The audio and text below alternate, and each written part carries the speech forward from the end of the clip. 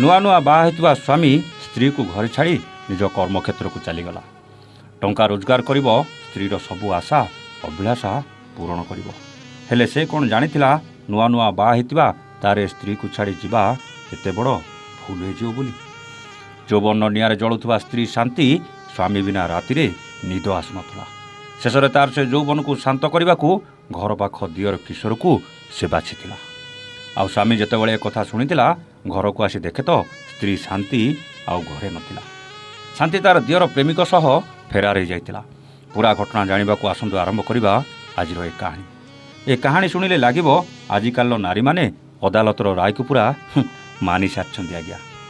ନହେଲେ ଅଦାଲତ ଯେଉଁ ସବୁ ରାୟ ଦେଇଛନ୍ତି ସେଇ ରାୟ ଅନୁସାରେ ସେମାନେ କେମିତି କାମ କରୁଛନ୍ତି। ସ୍ୱାମୀ ନଥାଉ ଯିଏ ମିଳିଲା ସମ୍ପର୍କ ରଖ, କିଏ ଆମର କ'ଣ କରିବ ଦେଖିବା। ବାହାଘରର 2 ମାସ ପରେ ସ୍ୱାମୀ ସ୍ତ୍ରୀ ଶାନ୍ତିକୁ ଛାଡ଼ି ଟଙ୍କା ରୋଜଗାର କରିବାକୁ ବାହାର ରାଜ୍ୟକୁ ଚାଲିଗଲା। ସ୍ୱାମୀ ବାହାରକୁ ଗଲା ପରେ ଶାନ୍ତି ଏକା ହୋଇଯାଇଥିଲା। ତାରି ଭିତରେ ଶାନ୍ତି ପଡ଼ିଶା ଘର ପୁଅ କିଶୋର ସହିତ ମିଳାମିଶା କରିବା ଆରମ୍ଭ କରିଦେଇଥିଲା। ଘର ପାଖ ଭାଉଜ ସହିତ କିଶୋରର ମିଳାମିଶା ଦିନକୁ ଦିନ ବଢ଼ିବାକୁ ଲାଗିଲା। କିଶୋର ପାଠ କମ୍ ପଢ଼ିଥିଲା, ସେଥିପାଇଁ ସେ ଘରେ ରହି ନିଜ ଜମି ବାଡ଼ିରେ ଚାଷବାସ କଥା ବୁଝୁଥିଲା। ଶାନ୍ତି ଆଉ କିଶୋର ଭିତରେ ସେ ମିଳାମିଶା ଶେଷରେ ପ୍ରେମ ଆଡ଼କୁ ଅଗ୍ରସର ହେଲା। ଭାଉଜ ଶାନ୍ତି ଭାଉଜରୁ ପ୍ରେମିକା ସାଜିଗଲା, ଆଉ ଦିଅର କିଶୋର ଦିଅରରୁ ପ୍ରେମିକ ସାଜିଗଲା। ସାଙ୍ଗରେ ବୁଲିବା, ମଜା ଖୁସି କରିବା ଯେମିତି ସମସ୍ତଙ୍କୁ ସନ୍ଦେହ କରିବାକୁ ବାଧ୍ୟ କରିଥିଲା। ଗାଁ ଲୋକଙ୍କ ସନ୍ଦେହ ଆଉ ଉଭୟଙ୍କୁ ହରାଇବାର ଭୟ ଭିତରେ ଉଭୟ ଘର ଛାଡ଼ି ଫେରାର ହୋଇଯାଇଥିଲେ। ଖବର ପାଇ ସ୍ୱାମୀ ଘରେ ପହଞ୍ଚିଥିଲା। ଆଉ ଯେତେବେଳେ ସ୍ତ୍ରୀର ସବୁ ଏମିତି କାମ କଥା ଶୁଣିଥିଲା, ସେତେବେଳେ ସ୍ୱାମୀ ଥାନାରେ ଏତଲା ଦେଇଥିଲା। ପୋଲିସ ତଦନ୍ତ କରୁଛି, ହେଲେ ସେମାନଙ୍କୁ ଖୋଜି ପାଇବ କି ନାହିଁ ଜଣା ନାହିଁ ଆଜ୍ଞା। ଯଦି ବି ପାଇଯାଏ ସେମାନଙ୍କର ପୋଲିସ କ'ଣ କରିବ ସେ କଥା ବି ସ୍ପଷ୍ଟ ଜଣାପଡ଼ିଯାଉଛି।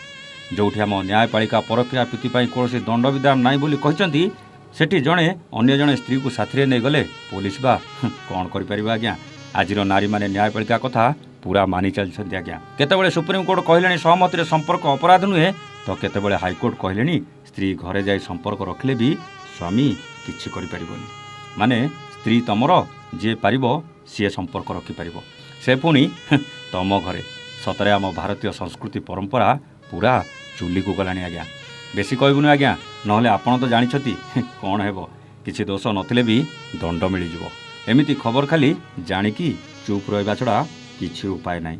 ଯାହା ଖାଲି ଆପଣମାନଙ୍କୁ ସଚେତନ କରିବାକୁ ଏମିତି କାହାଣୀ ଗୋଟେ ଗୋଟେ ମଝିରେ ମଝିରେ କରିଦେଉଛୁ। ଆପଣଙ୍କ ମତ କ'ଣ? ସତରେ ନ୍ୟାୟପାଳିକା ଏମିତି ସବୁ ରାୟ ଦେଇ ଠିକ୍ କରିଛନ୍ତି, ନା ଆମ ଭାରତୀୟ ସଂସ୍କୃତି ପରମ୍ପରାକୁ ଏଇଟା ଗୋଟେ ବଡ଼ ଝଟକା ଦେଉଛି? ଆଉ ମାନ୍ୟବର ଅଦାଲତଙ୍କର ଏମିତି ରାୟ ପାଇଁ ଆଜି ଶାନ୍ତି ଭଳି ମହିଳାମାନେ ଯାହା କରୁଛନ୍ତି, କ'ଣ ଠିକ୍ କରୁଛନ୍ତି? ଏହି ଆଇନ ପାଇଁ କେତେ ସଂସାର ଭାଙ୍ଗୁଛି ତାର ହିସାବ ନାହିଁ ଆଜ୍ଞା। ଆପଣଙ୍କ ବିଚାର କମେଣ୍ଟ କରି ନିଶ୍ଚିତ ଜଣାଇବେ। ରହୁଛୁ, ନମସ୍ତେ, ଜୟ ଜଗନ୍ନାଥ।